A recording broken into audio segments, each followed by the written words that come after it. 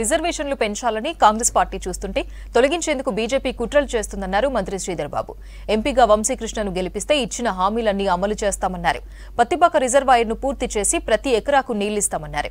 ఒకవేళ చేయకపోతే వచ్చే ఎన్నికల్లో అసలు ఓట్లే అడగమని తెలిపారు. బీఆర్ఎస్ హయాంలో పెద్దపల్లిలో దగా చేశారని, ఇక్కడి నీళ్లు నిధులను కేసీఆర్ దోచుకుపోయాడని అన్నారు ఎంపీ అభ్యర్థి వంశీకృష్ణ.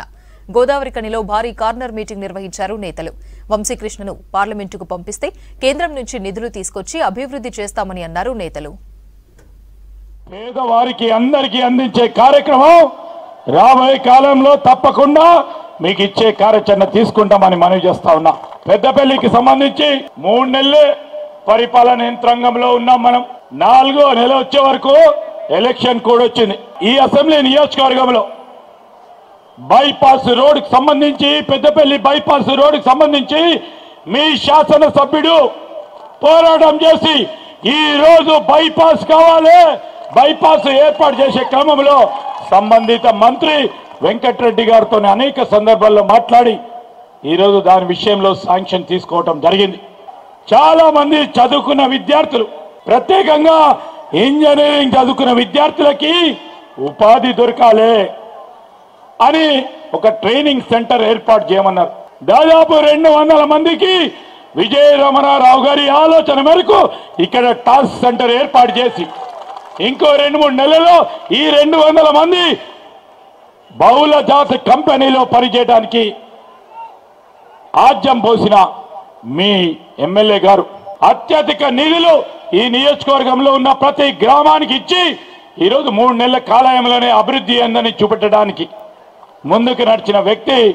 పెద్ద ఎత్తున ఏ విధంగానైతే మీ శాసనసభ్యుని పెద్ద ఎత్తున గెలిపియడం జరిగిందో అంతకంటే ఎక్కువ స్ఫూర్తితో యువ సోదరుడు వంశీకృష్ణ గారిని 13వ తారీఖు నాడు చేతి గుర్తు కోటేసి గెలిపియాల్సిందిగా పెద్దపల్లి నియోజకవర్గానికి సంబంధించిన మా అక్కలు, చెల్లెలు, అన్నలు, తమ్ములందరినీ కోరుతూ సెలవు తీసుకున్నాను. ఇంతకుముందు ఉన్న టీఆర్ఎస్ ప్రభుత్వము కేవలం కాంట్రాక్టర్ల కోసం పనిచేసిండ్రు.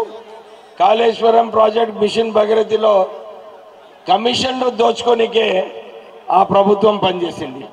వారు ఏదైతే వాగ్దానాలు ఇచ్చినారో, డబుల్ బెడ్రూమ్ ఇల్లు, దళితులకు 3 ఎకరాల భూమి, నిరుద్యోగులకు 3,000 రూపాయలు, నెలానికి 3,000 రూపాయలు, అంతేకాక వారు ఏదైతే దళిత ముఖ్యమంత్రి అని చెప్పి అన్ని వాగ్దానాలు మర్చిపోయినాడు. ఆ రోజులలో ప్రధానమంత్రి మోడీ గారు కూడా 10 సంవత్సరాలు ప్రధానమంత్రి ఉండి మన తెలంగాణకు ఏం చేయలేదు. వారు అన్నారు 10 అందరి అకౌంట్లో 15 లక్షల రూపాయలు జమ చేస్తాడు. ఎవరికన్నా చేసిండా? ఎవరికి చేయలేదు. కానీ ఆయన ఒక్క విషయం అయితే చేసిండు. వారి స్నేహితుడు ఉన్నాడు, ఒక ఇండస్ట్రియలిస్ట్, అదానీ అని. చాలా మంది యువకులు ఉన్నారు ఇక్కడ. మీ అందరికీ గుర్తు చేయాల్సింది నా బాధ్యత. కాకా గారు పెద్దపల్లికి ఉన్న అనుబంధం ఒక 70 సంవత్సరాల అనుబంధము. మీ అందరి తెలుసు. గతంలో పెన్షన్ స్కీమ్ అన్నది ఫస్ట్ అమలు చేసింది అప్పట్లో కాకా గారు కాంగ్రెస్ పార్టీ హయాంలో అని చెప్పి మీ అందరికీ సభాముఖంగా గుర్తు చేస్తున్నాను. అదేవిధంగా రేషన్ సిస్టమ్, రేషన్ కార్డులు కూడా ఫస్ట్ అమలు చేసింది అప్పుడు కాకా వెంకటస్వామి గారు కాంగ్రెస్ పార్టీ హయాంలో అని చెప్పి అందరికి గుర్తు చేస్తున్నాను.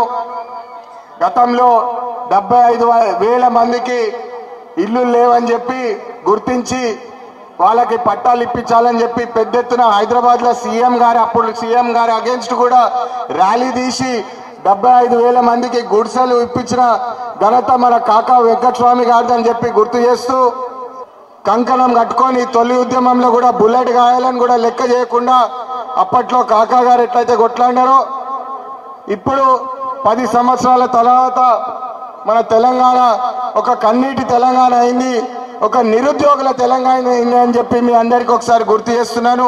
మీరందరి పెద్ద ఎత్తులో 2 చేతులు ఎత్తి నాకు ఆశీర్వదించాలని కోరుతున్నాను. రేపు 1వ రోజు చివరి రోజు ఉంది. మరి ఆ కార్యక్రమం ఏందనేది మేము కూర్చొని ముఖ్యం 10,000 మందిని కూర్చొని ఆలోచించి రేపు ఏం చేస్తే బాగుంటుందో ఆలోచించి ఆ కార్యక్రమం రేపు 11, 12, 13 3 రోజులు టైం ఉంది.